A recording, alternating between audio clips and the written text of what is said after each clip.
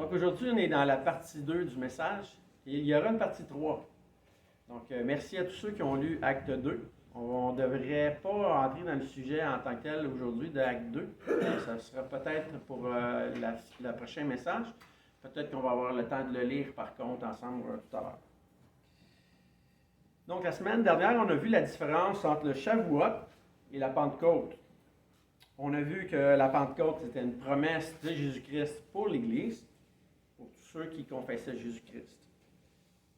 On a vu aussi que les apôtres, quand Jésus disait qu'il était pour les conduire dans toute la vérité, que le pronom « vous » ne s'adressait pas à tous les croyants. Il s'adressait premièrement aux auditeurs physiques qui étaient présents devant Jésus. C'était normal que les apôtres ne comprennent pas tout ce que Jésus avait enseigné. Jésus avait dit en Jean 16:12, « J'ai encore beaucoup de choses à vous dire, mais vous ne pouvez pas les porter maintenant. Quand le Consolateur sera venu, l'Esprit de vérité, il vous conduira dans toute la vérité. » Donc ici, Jésus rappelait la promesse de la Pentecôte. Le Consolateur devait venir à un moment précis. Même si, disons, Pierre avait déjà confessé Jésus-Christ en Jean 6, 68, si je ne me trompe pas, il était né de nouveau à ce moment-là, mais il n'était pas rempli de l'Esprit, puisqu'il pouvait simplement être rempli de l'Esprit au moment de la Pentecôte. Ça va pour ce point-là? D'accord, on va le voir de toute façon plus en détail tout à l'heure. On avait vu aussi en Joël 2 le contexte du passage. On avait vu que la première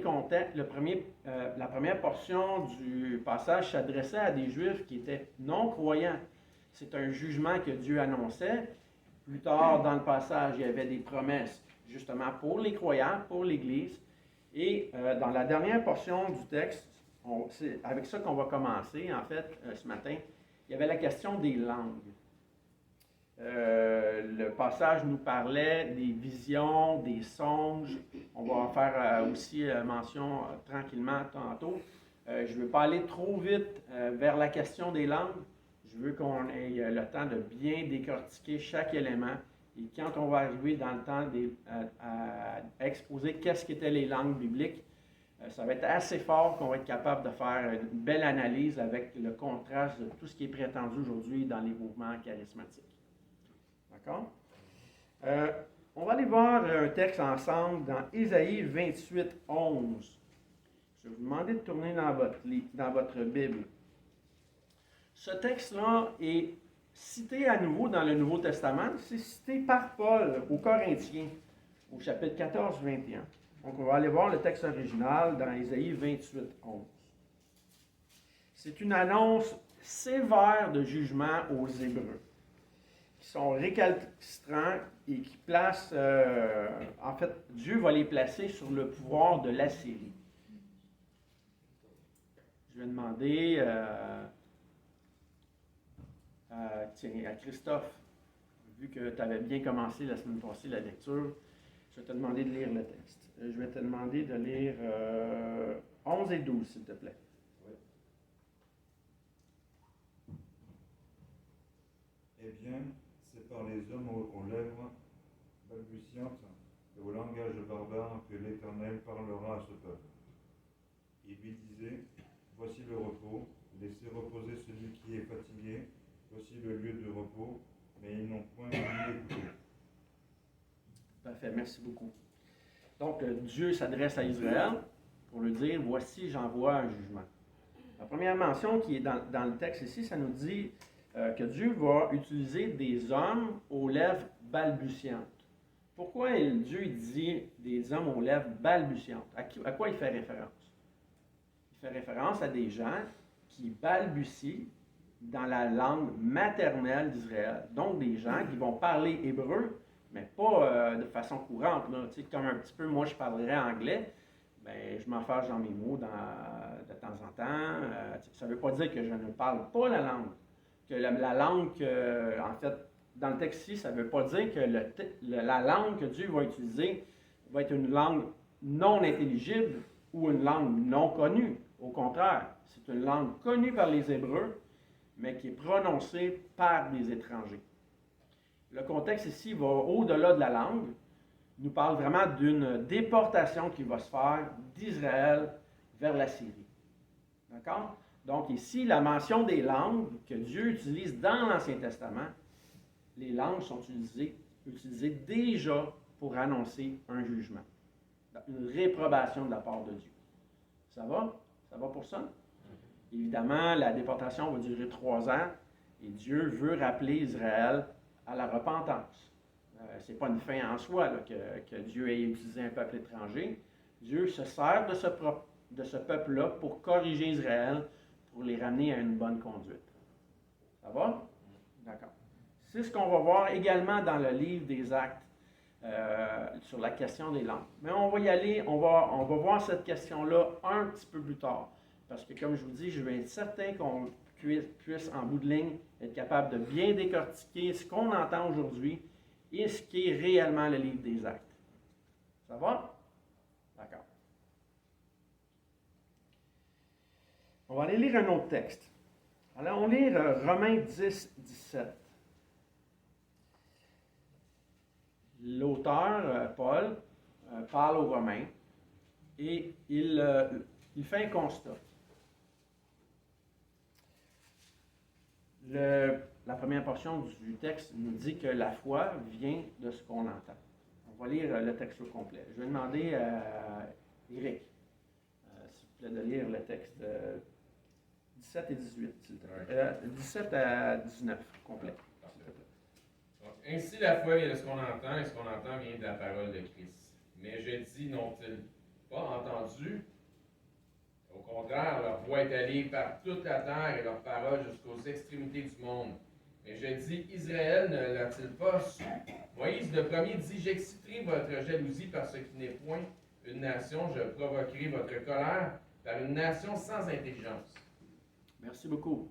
Donc, la première mention ici, au verset 18 plutôt, n'ont-ils pas entendu? La réponse, évidemment, c'est oui, ils ont entendu. Il dit au contraire, leur voix, encore la parole, la voix, elle est allée par toute la terre. Et leur parole jusqu'aux extrémités du monde. Ça fait déjà valoir qu'au temps de Paul, l'Évangile était déjà allé jusqu'aux extrémités de la terre. Beaucoup de gens aujourd'hui vont nous dire, précisément, entre autres les charismatiques, que quand Jésus va revenir, bien, c'est à ce moment-là que tout le monde sur toute la terre va avoir entendu parler de l'Évangile. C'est absolument faux. L'Évangile a déjà parcouru toute la terre. Elle parcourt encore la terre aujourd'hui. Personne ne va pouvoir se présenter devant Dieu en disant « Je ne savais pas ». Et le verset 19 nous dit que Dieu provoque la colère des Juifs par une nation sans intelligence. Quand le texte ici dit une nation sans intelligence, ça ne veut pas dire qu'une nation qui n'est pas intelligente. Ça veut simplement dire qu'aux yeux d'Israël, eux prétendaient que c'était une nation sans intelligence, une nation rejetée. Mais Dieu dit non, non, c'est ces peuples-là que je vais utiliser pour vous reprendre. D'accord? Pour annoncer en fait l'Évangile, le réel message du Messie. Donc la langue, c'est vraiment quelque chose de primordial qui est un instrument dans les mains de Dieu. Maintenant, la prochaine question. Qu'est-ce que le mouvement charismatique? Parce qu'il faut le décortiquer si on veut vraiment comprendre le livre des Actes. Qu'est-ce que c'est aujourd'hui le mouvement charismatique? On va voir une liste de points et on va voir ensemble qu'est-ce que devrait être un charismatique.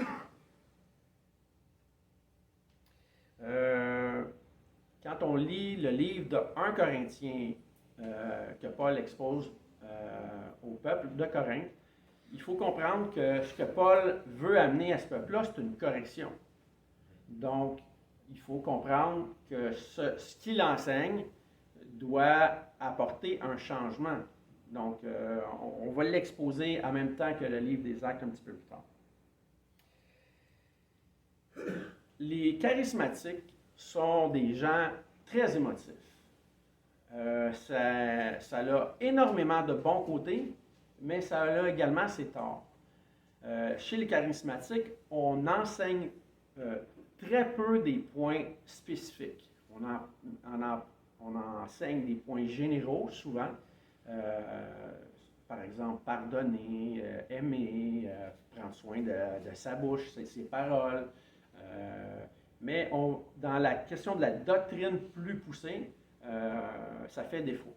Et non seulement ça fait défaut, mais souvent, on va aller vers de fausses doctrines ou des doctrines qu'on imagine à cause de nos sentiments ou à cause d'un effet de foule. Ce que je viens de dire semble peut-être très dur, mais c'est vraiment dit par amour. J'ai grandi dans ces milieux-là. C'est là que Dieu a utilisé quelqu'un pour apporter l'Évangile afin que je me convertisse. Et malgré cela, je n'ai pas dû me limiter simplement à ce qu'un homme pouvait m'enseigner d'en avant, mais j'ai dû ouvrir la parole, bien étudier et être capable de décortiquer ce que le texte biblique enseignait réellement. Donc, chez les charismatiques, que j'aime beaucoup, il doit y avoir une portion didactique d'enseignement qui doit être plus poussée et amener à une maturité plus grande. Et c'est malheureusement une portion qui fait défaut dans ces mouvements. Qu'est-ce que devrait être un charismatique? Je vais mettre 5 points. Premièrement, il faut que ce soit un né de nouveau. D'accord? S'il n'est pas né de nouveau, ça ne peut pas être réellement un charismatique, bibliquement. Christ doit être le sauveur qu'on qualifie comme étant ressuscité et le Seigneur. Le né nouveau doit être scellé de l'Esprit. Ce qui n'était pas le cas, comme j'ai dit tantôt, nécessairement avant la Pentecôte. Le chrétien devient scellé de l'Esprit du temps de Pierre, disons, dans l'Acte 2, au moment où Dieu envoie son Esprit en permanence chez le croyant. Aujourd'hui, cette portion-là de croire systématiquement se fait automatiquement à la conversion. Ce qui n'était pas le cas encore du temps des apôtres. Je ne vais pas le rentrer dans la question de l'imposition des mains qui se faisait dans la Bible, mais si on faisait une étude plus poussée sur le sujet, on verrait qu'à chaque fois, ça se fait sous l'autorité des apôtres. Il faut que les apôtres soient présents. Par exemple, il y a un texte qui nous dit que si quelqu'un est malade, qu'il appelle les anciens et cette personne-là sera guérie. Dans le contexte, ça nous faisait référence à quelqu'un qui avait péché sévèrement, qui avait probablement été exclu de l'Église, comme Matthieu 18 nous expose, par un jugement commun de l'Assemblée. Et pour être réconcilié avec l'Église, il devait appeler les anciens, qui eux auraient imposé les mains, et cette personne-là aurait été guérie soit de maladie, soit réincorporée dans l'Église. Je vous invite à lire le texte à la maison, prenez une concordance, vous allez trouver la référence. Mais la question des anciens, dans ce contexte-là, faisait référence toujours aux apôtres. Donc, après la Pentecôte, la question d'être scellé de l'Esprit se fait très, très souvent sous la direction des apôtres. On va aller voir un texte en Actes 8, 14. Je vais vous demander de tourner dans votre Bible. Dieu voulait attester, après la Pentecôte, l'enseignement dans l'Église par les 12 apôtres. Donc, les 12 apôtres, Paul étant le 12e. Il n'y a pas 13 apôtres. Un autre sujet qu'on pourrait voir à un autre moment donné. En fait, que Dieu veuille approuver l'enseignement conforme des apôtres, parce qu'eux avaient été bien enseignés par Jésus, c'est une suite logique de Matthieu 28, une suite logique des paroles de Jésus qui dit « allez ». Donc, aller encore, c'est dirigé envers les apôtres, et faites des nations des disciples. Donc voici ce que nous dit le texte de Acte 18. Plutôt Acte 8, 14. Les apôtres qui étaient à Jérusalem, ayant appris que la Samarie avait reçu la parole de Dieu, y envoyèrent Pierre et Jean.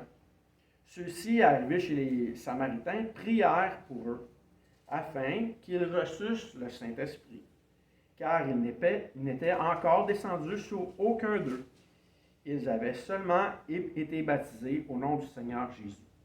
Donc ici, c'est après la Pentecôte, et encore une fois, le Saint-Esprit, le fait d'être scellé de l'Esprit, n'est pas arrivé systématiquement quand les gens ont cru. Les gens ont réellement cru, ils ont réellement confessé le Seigneur Jésus, ils se sont fait baptiser d'eau, mais ils n'ont pas encore reçu le Saint-Esprit. Le Saint-Esprit vient sur eux seulement quand Pierre et Jean arrivent sur place. Ça va? Tout le monde voit ça dans le texte? D'accord. On va aller voir maintenant Acte 2, 38. Pierre dit au peuple de se repentir, chose que le peuple n'avait pas encore fait. Acte 2, 38. Pierre leur dit, « Repentez-vous et que chacun de vous soit baptisé au nom du Seigneur Jésus pour le pardon de vos péchés. Et vous recevrez le don du Saint-Esprit. » Et vous recevrez le don du Saint-Esprit. OK, j'ai mis l'intonation à un mauvais endroit. Donc, ici, ce n'est pas une question de systématisme. Croyez et vous recevrez le don du Saint-Esprit. Encore là, l'autorité des apôtres est requise. Acte 19. On va aller voir au verset 1. Apollo se trouve à Corinthe et Paul était dans les provinces d'Asie. Donc voici ce que nous dit Acte 19, 1. Pendant qu'Apollos était à Corinthe, Paul, après avoir parcouru les hautes provinces de l'Asie, arriva à Éphèse. Ayant rencontré quelques disciples, il leur dit, donc Paul leur dit, « Avez-vous reçu le Saint-Esprit quand vous avez cru? » Ils lui répondirent, « Nous n'avons même pas entendu dire qu'il y ait un Saint-Esprit. » Donc, ces gens-là savaient qu'il y avait un Saint-Esprit, parce que c'était déjà décrit dans les Écritures. Mais ce qu'ils ne savaient pas, c'est que le Saint-Esprit venait en permanence dans le croyant. Donc, encore là, l'arrivée de Paul est primordiale, le 12e apôtre. C'est sous Paul que ces gens-là vont recevoir en permanence le Saint-Esprit. La Bible ne dit-elle pas que nul ne peut affirmer que Jésus est Seigneur si ce n'est par l'Esprit? Donc, on peut affirmer que Jésus est Seigneur par l'Esprit, sans nécessairement, on le voit ici dans le livre des Actes, sans nécessairement qu'au début de l'Église, le Saint-Esprit vienne systématiquement. D'accord? Ça va pour ce point-là? OK. Ce qui n'est pas le cas aujourd'hui. Oui, absolument. On confesse le Seigneur Jésus-Christ. Je vais redonner le même exemple que Pierre en Jean 6. Pierre a confessé le Seigneur Jésus-Christ. Il dit, Seigneur, à qui irions-nous d'autre qu'à toi? Tu as les paroles de la vie éternelle. Et nous avons connu et nous avons cru que tu es le Seigneur à la gloire de Dieu. Donc, il avait confessé, il avait cru, il se repentait de ses péchés et même la preuve qu'il n'était pas en fait scellé de l'Esprit, c'est qu'il fait une faute grave là, quand Jésus est livré pour aller devant Pilate. Il a péché. Dieu a permis que Pierre puisse pécher, mais il reçoit le Saint-Esprit lui également lors de la Pentecôte en Acte 2. Le troisième point, en fait, il n'y a plus de systématique déjà en l'époque des apôtres. À un moment donné, ça a été terminé, là, il n'y avait plus besoin d'avoir la présence des apôtres. On va aller voir Éphésiens 1,13.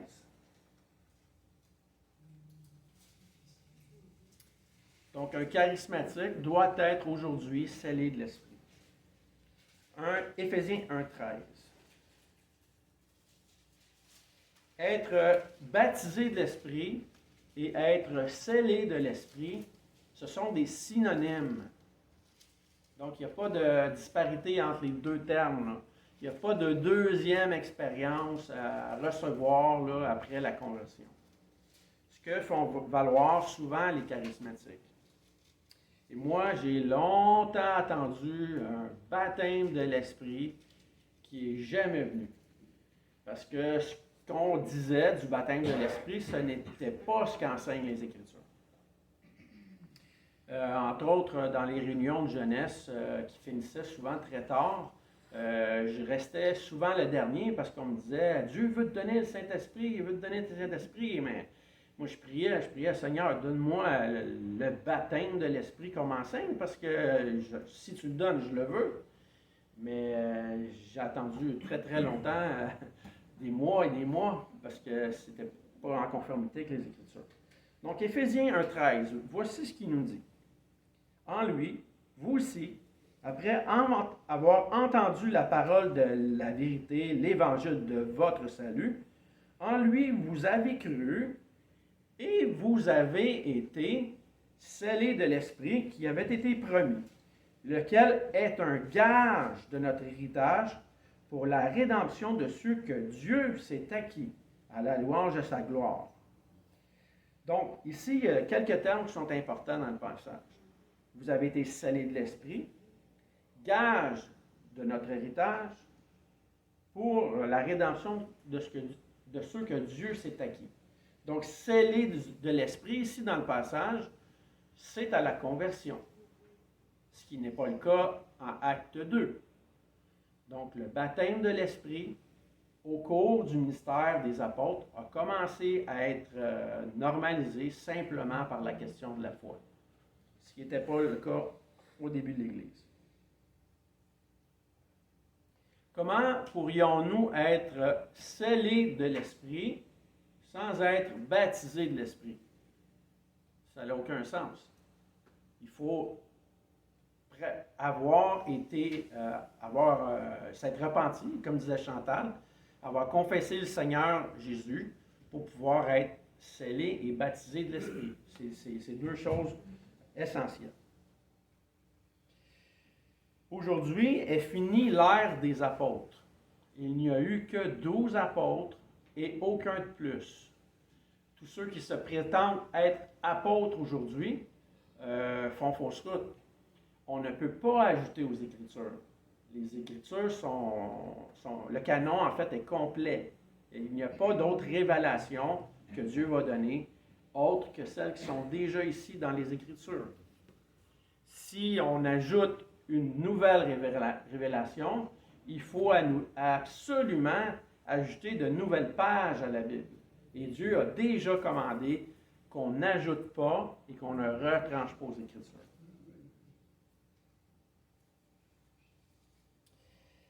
Des synonymes apparentés au mot conversion. J'ai regardé dans le dictionnaire. On pourrait dire que c'est une abjuration, une adhésion, adoption, changement, métamorphose, modification, mutation, permutation, ralliement, révolution, reconversion, reniement, renoncement, retournement, rotation, demi-tour, somatisation, tête à queue, tour, transmutation, virement, volte-face. Donc, c'est ça la conversion. Il faut absolument avoir cru, avoir confessé le vrai Jésus-Christ, avoir changé notre opinion sur ce qu'on croyait au préalable. Donc ça doit être un point qui doit également marquer toute personne qui se dit être charismatique.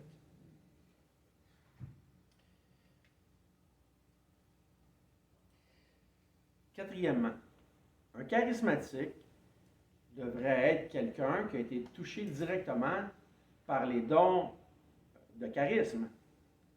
Si par exemple je dis que je suis un charismatique, il faudrait absolument que je possède l'un des dons de charisme qui sont décrits par Paul aux Corinthiens.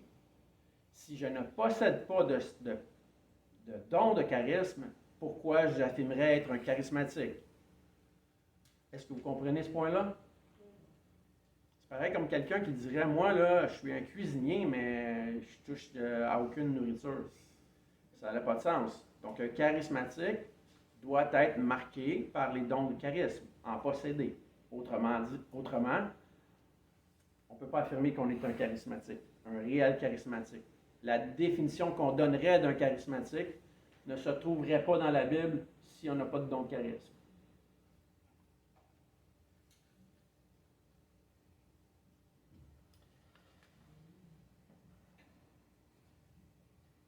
Vous vous souvenez, on avait vu dans Jean 6,67 que Jésus avait dit aux 12, et vous ne voulez pas aussi vous en aller? Il leur demande ça aux apôtres. Vous ne voulez pas aussi vous en aller? Simeon dit, Seigneur, à qui irions-nous? Tu as les paroles de la vie éternelle. Nous avons cru, nous avons connu que tu es le Christ, le Saint de Dieu. C'est le passage que j'ai cité tantôt. Comment un homme pourrait se convertir aujourd'hui au réel Jésus et ne pas être scellé de l'Esprit sans baptiser de l'Esprit?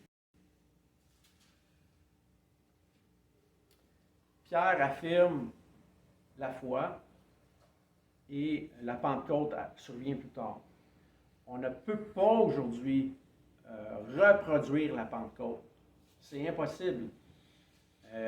Beaucoup de gens chez les charismatiques vont faire valoir une seconde expérience similaire à celle de la Pentecôte. Ce n'est pas ce que la Bible enseigne. Okay? On l'a vu tantôt en Éphésiens 1. Le texte de Acte 19 valide les points que je viens de soutenir là, rapidement. On va aller lire Acte 19, 19. On va lire en fait Acte 19, 1. On va commencer au verset 1. On va lire une bonne portion du texte. On va aller voir vraiment ce sur quoi Dieu met l'emphase. Ce qui n'est pas le cas dans les mouvements charismatiques aujourd'hui. Marc, est-ce que tu peux nous lire de 1 à 11, 1 à 12, s'il te plaît? Oui. C'est une longue portion de texte. Pendant qu'Apollos était à Corinthe, Paul, après avoir parcouru les hautes provinces de l'Asie, arriva à Éphèse. Ayant rencontré quelques disciples, il leur dit, « Avez-vous reçu le Saint-Esprit quand vous avez cru? » Ils lui répondirent, « Nous n'avons pas même entendu dire qu'il y ait un Saint-Esprit. » Il dit, « De quel baptême avez-vous donc été baptisés? » Ils répondirent, « Du baptême de Jean. » Alors Paul dit, « Jean a baptisé du baptême de repentance, disant au peuple de croire en celui qui venait après lui, c'est-à-dire en Jésus-Christ. » Sur ces paroles, ils furent baptisés au nom du Seigneur Jésus. Lorsque Paul leur eut imposé les mains, le Saint-Esprit vint sur eux, et ils parlaient en langue et prophétisaient. Ils étaient en tout environ 12 hommes. Ensuite, Paul entra dans la synagogue, où il parla librement. Pendant 3 mois, il discourut sur les choses qui concernent le royaume de Dieu, s'efforçant de persuader ceux qui l'écoutaient. Mais comme quelques-uns restaient endurcis et incrédules, décriant devant la multitude la voix du Seigneur, il se retira d'eux, sépara les disciples et enseigna chaque jour dans l'école d'un nommé Tyrannus. Cela dura 2 ans, de sorte que tous ceux qui habitaient l'Asie, juifs et grecs, entendirent la parole du Seigneur Jésus. Et Dieu faisait des miracles extraordinaires par les mains de Paul. Verset 12 et 15, s'il te plaît. au point qu'on appliquait sur les malades des linges et des mouchoirs qui avaient touché son corps. Et les maladies les quittaient et les esprits malins sortaient. Merci beaucoup. Donc ici dans le texte qu'on a lu, est-ce que la priorité n'est pas sur l'Évangile, le message de réconciliation, ou est-ce qu'il est sur la question des miracles, mettons, ou des langues? Sur quoi est la priorité? Sur le fait d'enseigner, de correctement enseigner, à ce que les gens soient éclairés et professent une bonne doctrine? C'est ça la priorité. Quand le verset 5 nous dit que les gens étaient baptisés au nom du Seigneur Jésus, est-ce que parce que ça nous mentionne seulement que c'était au nom du Seigneur Jésus, ça voulait dire que ce n'était pas au nom du Père et de l'Esprit? Non. Non, absolument pas. La question du baptême ici ne peut pas séparer le Père, du Fils et de l'Esprit. Donc les enseignants, les apôtres, enseignaient réellement l'Évangile, le fait de croire au Père, au Fils, à l'Esprit. Quand Paul a imposé les mains au verset 6, pourquoi il impose les mains si ça n'a aucun pouvoir, si ça n'a aucune autorité? Est-ce qu'il y avait un pouvoir spécial dans ses mains? La fin du passage nous dit que même sans ses mains, les gens étaient guéris. Donc il n'y avait aucun pouvoir dans les mains. Aucun pouvoir. Le pouvoir était dans l'autorité d'enseignement des apôtres, dans l'attestation que Dieu donnait aux 12. Quand la Bible, quand le passage ici qu'on a lu au verset 6 nous dit que les apôtres est venu sur les disciples, que les gens parlaient en langue et prophétisaient, est-ce qu'ils, les gens prophétisant, disaient n'importe quoi? Oh, mon frère, ma soeur, je t'ai vu et Dieu veut quelque chose de spécial pour toi, il veut que tu ailles en Asie, mettons. Est-ce que c'était ça la question de la prophétie?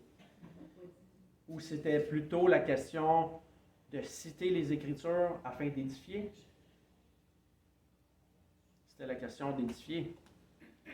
On voit dans l'Ancien Testament des gens qui prophétisent également, même Saül. Les gens étaient surpris de voir Saül prophétiser. Est-ce que Saül disait n'importe quoi ou il rappelait ce que Dieu avait déjà dit, ce que Dieu voulait faire? Il rappelait ce que Dieu voulait faire, ce qu'on connaît déjà dans les Écritures. Donc la question de prophétiser ici, ce n'est pas selon ce qu'on enseigne chez les charismatiques, là. Il n'y a pas de nouvelles révélations là, qui ne peuvent jamais être validées. Puis il n'y a pas de page qu'on peut ajouter à la Bible. La question de prophétiser, c'est la question de citer ce qu'on connaît de Dieu dans les Écritures. Et donc ça se faisait encore sous l'autorité des apôtres, dans l'ordre et non dans le désordre. Parce que Dieu est un Dieu d'ordre.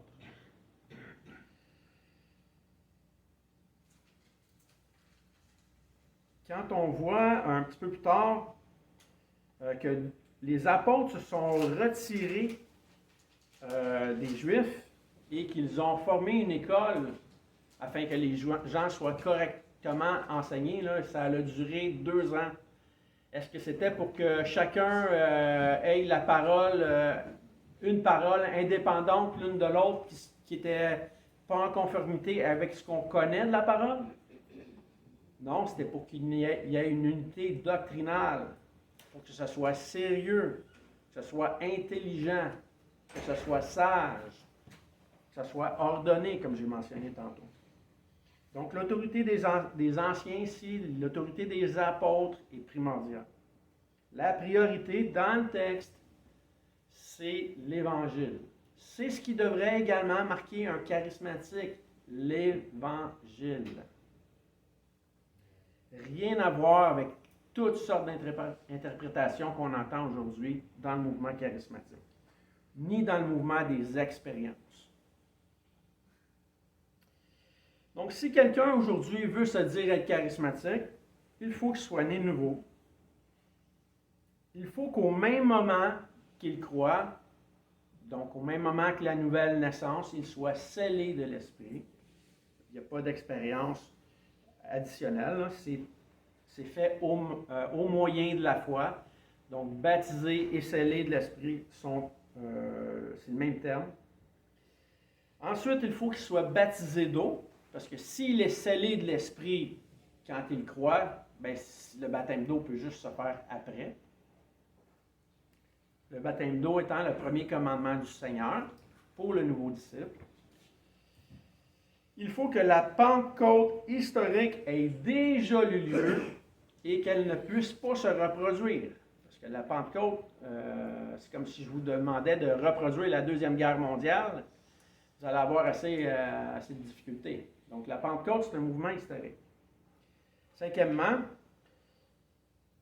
il faut que l'autorité des apôtres soit validée uniquement dans le canon des Écritures. Ça définirait un bon charismatique. Et non par des expériences secondaires ou même par certains enseignements faux qui pourraient provenir d'hommes. L'Évangile a pleinement parcouru la terre et ça devrait être reconnu par toutes les personnes qui se disent être charismatiques.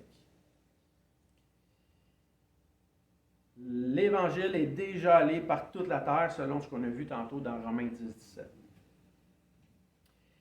Maintenant, un bon charismatique aussi devrait faire partie d'une Église sérieuse qui reconnaît le canon comme étant la pleine parole de Dieu.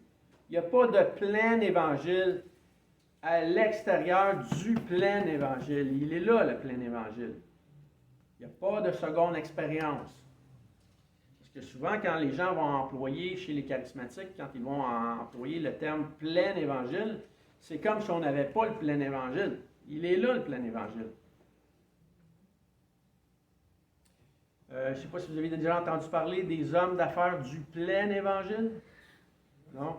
Oui, certains oui. C'est des hommes d'affaires qui se mettent en commun pour essayer de faire grandir leur business et en faire profiter des chrétiens. Donc, on appelle la question, dans ce milieu-là, c'est des charismatiques, c'est un mouvement charismatique, et on dit le plein évangile pour faire valoir les charismatiques. Donc, si par exemple, moi, j'allais dans ces milieux-là, sans les doctrines charismatiques, tout d'un coup, je serais peut-être un petit peu moins bienvenu de parler et d'exposer les bonnes doctrines. Donc, c'est un petit peu triste. Ils ont d'autres livres? Pardon? Ils ont d'autres livres, pas nécessairement la Bible. Non, il n'y a pas d'autres livres. C'est vraiment la Bible, mais souvent avec des passages cités hors contexte. Je dis ça en toute compassion, là, réellement, là, je l'ai dit, je suis issu de ces mouvements-là. C'est là que je me suis converti.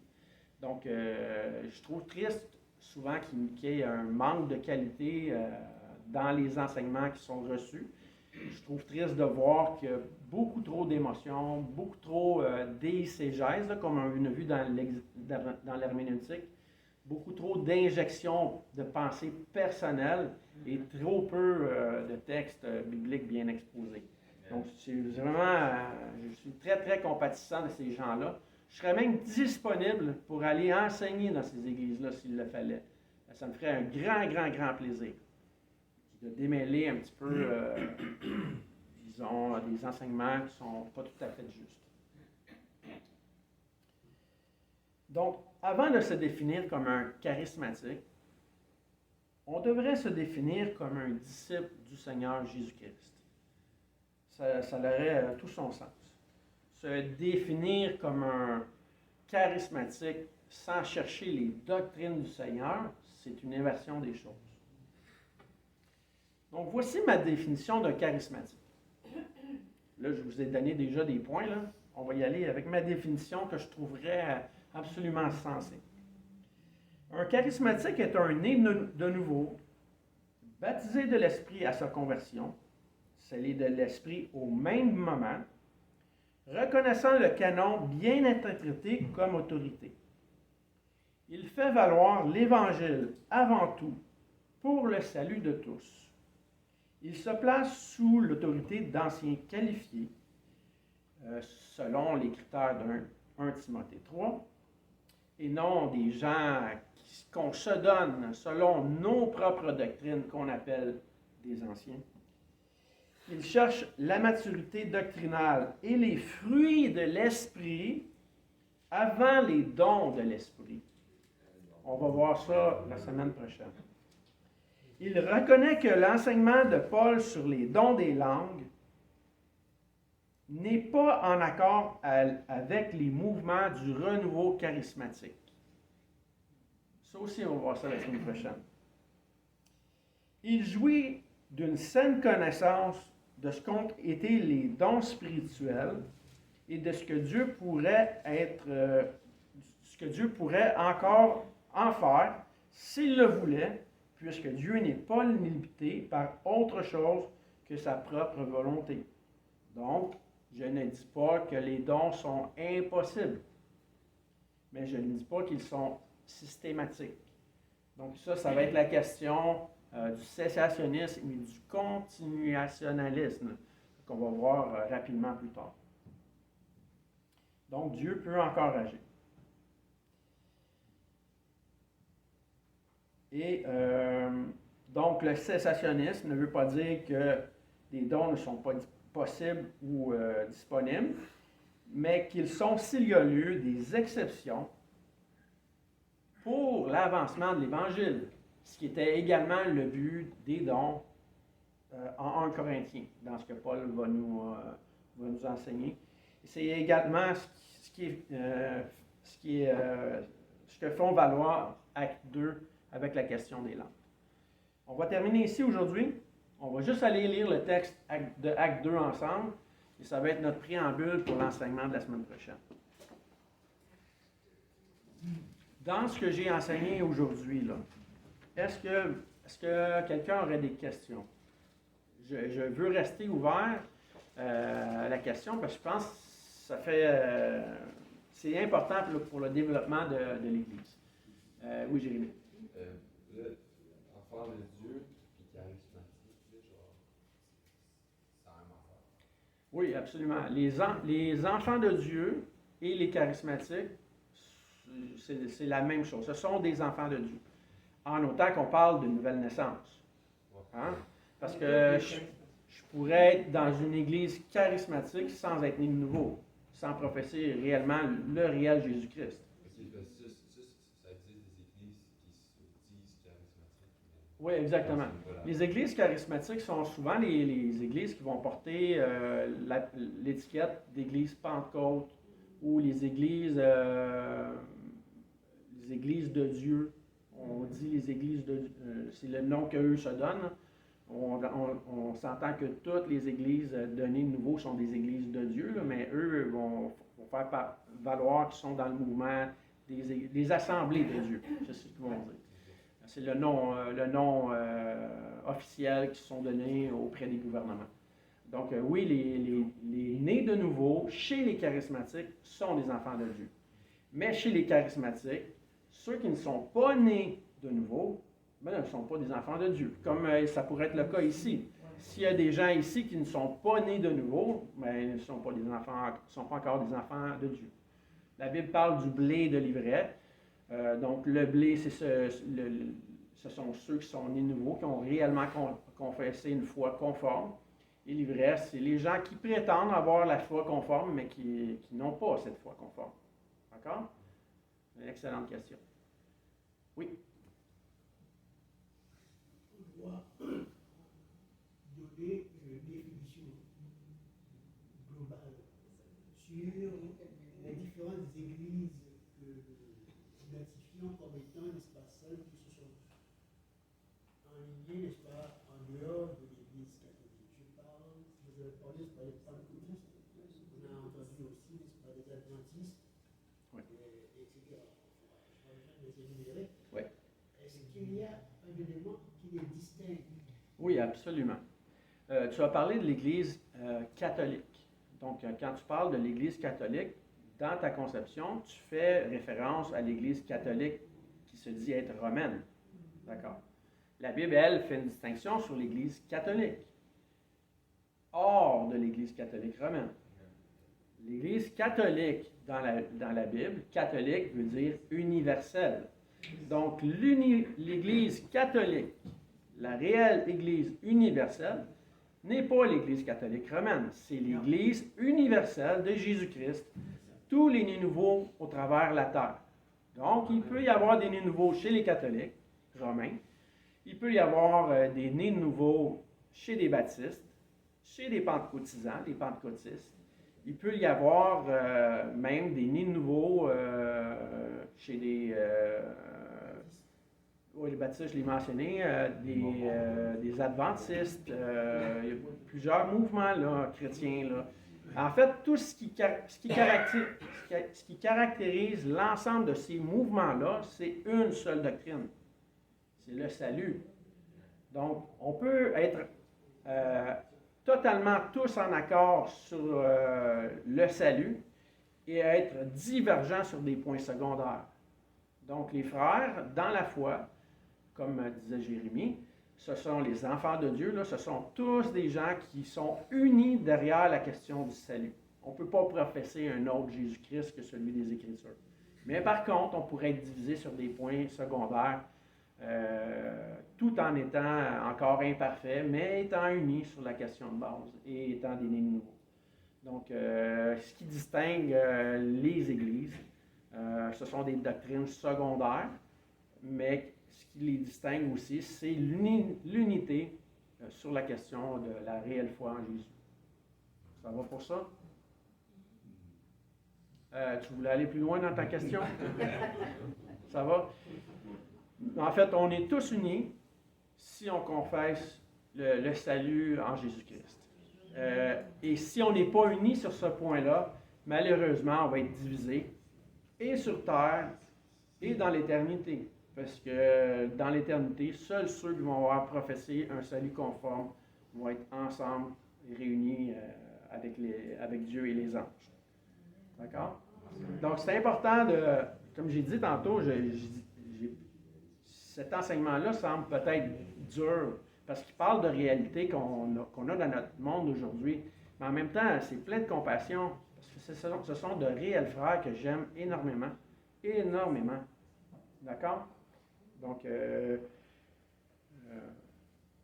Jésus demandait à ce qu'on puisse faire des disciples et non seulement des disciples qui restent sur des bases ou des bonbons, là, des choses de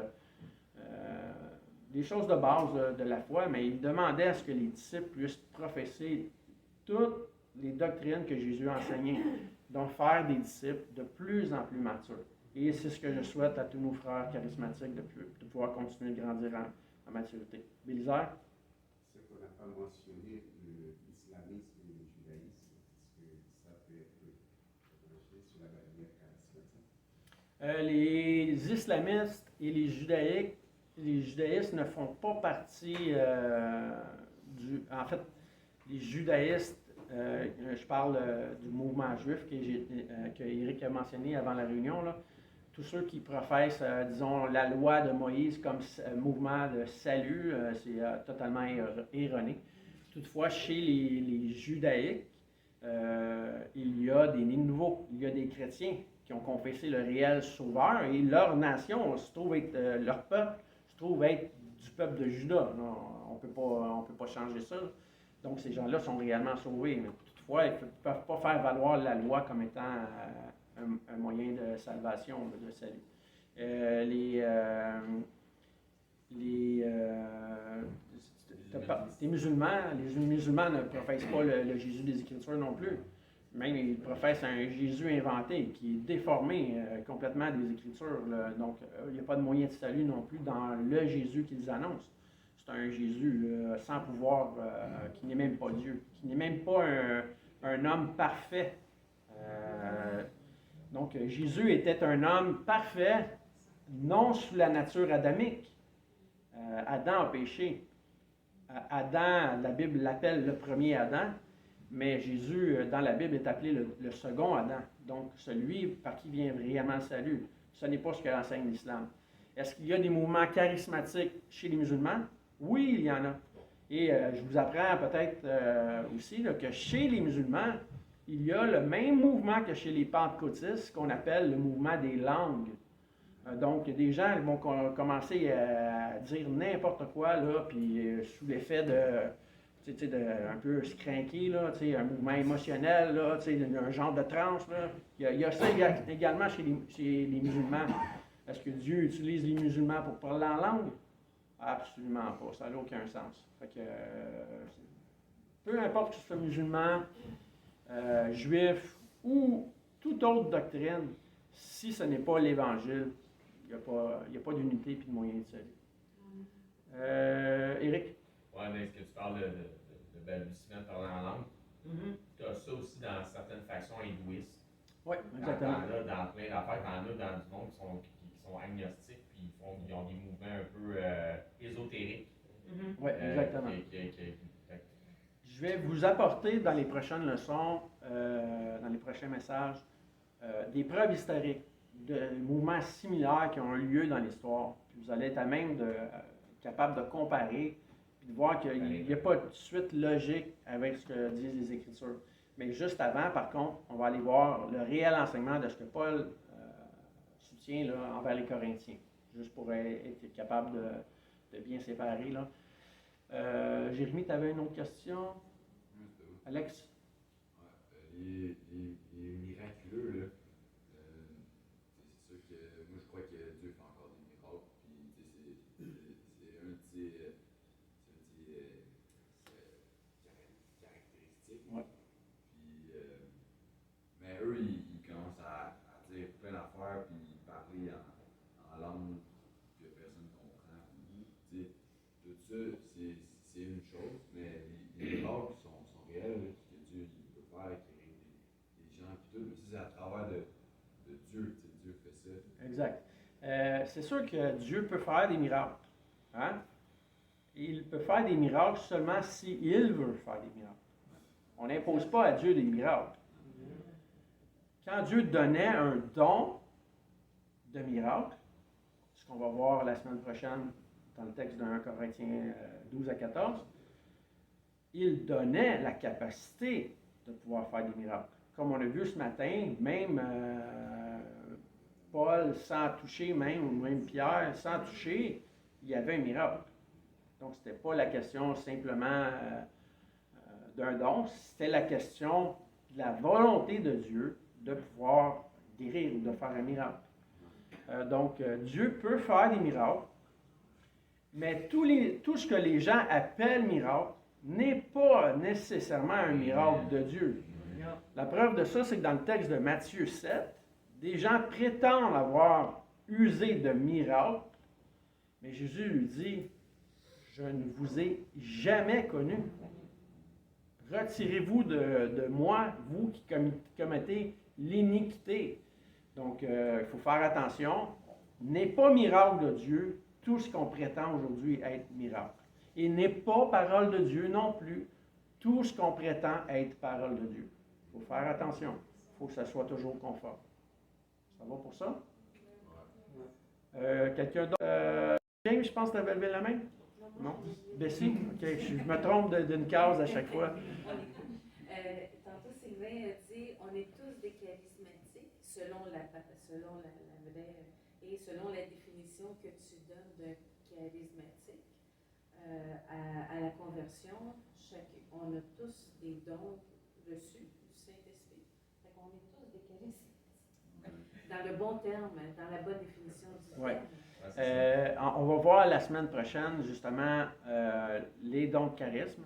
On va les définir un par un. On ne rentrera pas dans le détail de qu'est-ce que faisait nécessairement chaque don. On va mettre l'emphase sur la question des langues, principalement. Mais en fait, on pourrait tous s'appeler des charismatiques si on voulait. Est-ce que c'est juste? Moi, je pense que non. Parce que ce que je vous disais tantôt, ce qui doit prioriser en premier, c'est Jésus-Christ. C'est le fait d'être son disciple à lui et pas s'associer nécessairement à un mouvement. La question même de dire qu'on est baptiste. Moi, je ne m'identifie plus comme un baptiste. Je suis un baptiste parce que je fais valoir les doctrines de la Bible par rapport au baptême d'eau. Mais je ne m'identifie pas comme un baptiste non plus. Même si notre église ici est appelée une église baptiste. Moi, je m'identifie aux enseignements du Seigneur et à Jésus-Christ. D'accord? Donc, je ne veux pas mettre de division entre mon étiquette ou une étiquette que je me donnerais et l'étiquette de ce que quelqu'un d'autre voudrait se donner. Tu es né de nouveau, moi je suis ton frère là, à 100%. Là. Je veux vraiment être uni avec toi.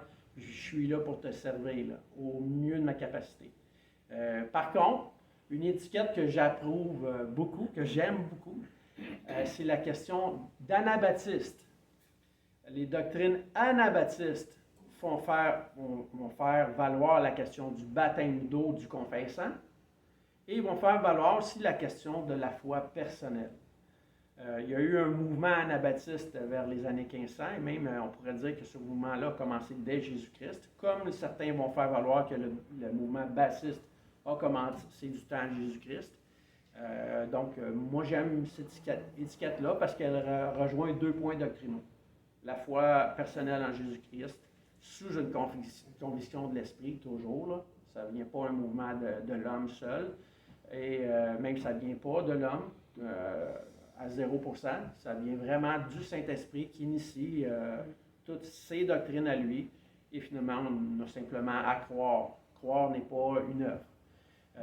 Et la question du baptême du confessant, là, qui est en fait essentielle au mouvement anabaptiste. On rentrera dans ce sujet-là à un moment donné, là, quand on parlera de l'histoire de l'Église, là, mais je le résume rapidement. Donc, on peut tous avoir du charisme. OK?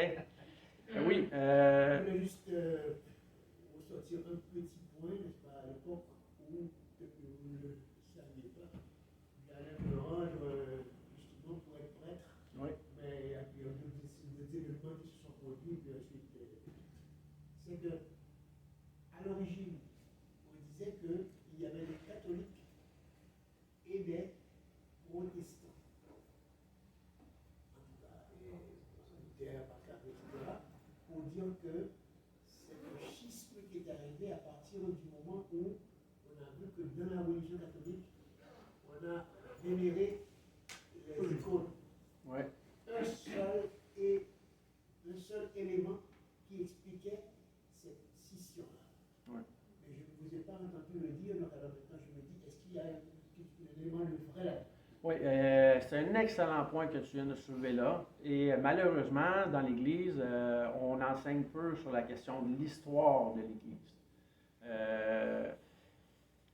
L'histoire, en fait, c'est important pour toutes les époques. Parce que l'histoire nous évite de tomber dans les mêmes erreurs du passé et nous encourage aussi à faire ce qui est bien, qui s'est déjà produit.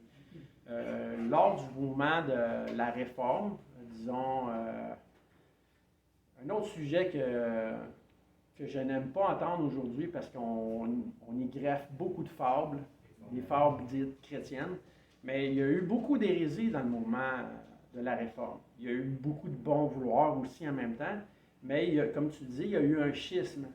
Et ce n'est pas un schisme qui est irréconciliable si on revient aux Écritures.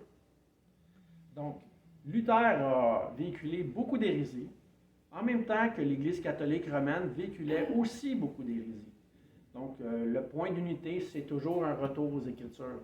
Moi, je ne me définis pas comme étant un protestant. Je suis un attestant de la Bible. Et je vous apprends peut-être aussi qu'il y a eu un mouvement qu'on appelait les attestants. Donc, je ne fais pas référence, je ne m'associe pas nécessairement à l'ensemble du mouvement là, de l'époque, mais c'est toujours la Bible qui doit être priorisée. Les gens disent il faut retourner à la Réforme. Il y a beaucoup de gens qui disent ça. C'est absolument faux. N'allez pas à la Réforme. Retournez à Jésus-Christ. Retournez à la Bible. Là, vous allez être pleinement éclairé. Mais s'associer à des mouvements d'hommes, on tombe dans l'erreur. Et il y en a eu plein, là, des mouvements hérétiques au travers de l'histoire. Il y en a encore aujourd'hui chez les adventistes qui sont des frères qui ont professé la foi. Il y a le mouvement avec Ellen White. Donc, une autre prophétesse, là. Donc, c'est une aberration. Mais ce sont de réels frères, de réelles sœurs qui ont cru en Jésus-Christ. Malheureusement, ils sont déviants sur d'autres doctrines. Mais le point d'unité, c'est toujours la foi en Jésus-Christ. Donc, on aura la chance peut-être à un moment donné de parler de la réforme. J'avais commencé une étude là-dessus, justement. Là, fait que, on pourra y aller. On va s'appeler Jesus Followers. Oui, exactement. Les gens dans le Nouveau Testament, au départ, ne s'appelaient pas des chrétiens. Hein. Les gens, je pensais à Éphèse la première fois où les gens ont été appelés chrétiens. Probablement qu'au départ, c'était une moquerie. Les gens se moquaient peut-être, disaient ah oui, c'est parce que chrétien veut dire petit Christ. Probablement qu'ils se moquaient d'eux et disaient ah, c'est des petits Christ. Finalement, les chrétiens ont dit hey, ben c'est vrai. On n'est pas parfait, là, mais on est des petits Christ, on marche à sa ressemblance. Donc l'étiquette est restée. Mais au départ, les chrétiens ne disaient pas qu'ils étaient chrétiens. Ils disaient qu'ils suivaient la voie. D'accord? Donc aujourd'hui, suivons également cette voie-là. Suivons pas des mouvements qu'on va nommer, je pense que ça serait préférable là, pour nous faire grandir. Je laisse la place à une autre question peut-être. On termine ici. Donc, on va lire le texte d'Acte 2 la prochaine fois. On a assez dit pour aujourd'hui. Que Dieu vous bénisse. Merci. Si vous avez des questions que vous avez gardées en suspens là, dans votre tête, s'il vous plaît, libérez-vous de ces questions-là. Là, posez-les à un moment donné. Il faut absolument que ça sorte de votre tête si ça crée un doute. Il faut que vous arriviez à pouvoir être capable de revenir aux Écritures et de voir vraiment la vérité en tout point. D'accord? Donc, on va terminer par la prière. Seigneur, je veux te remercier pour chaque personne qui est ici. Je veux te remercier parce que c'est ta parole qui a attiré chaque homme. C'est ta parole qui nous a conduits à toi. Puis je veux te remercier pour ces personnes qui sont précieuses.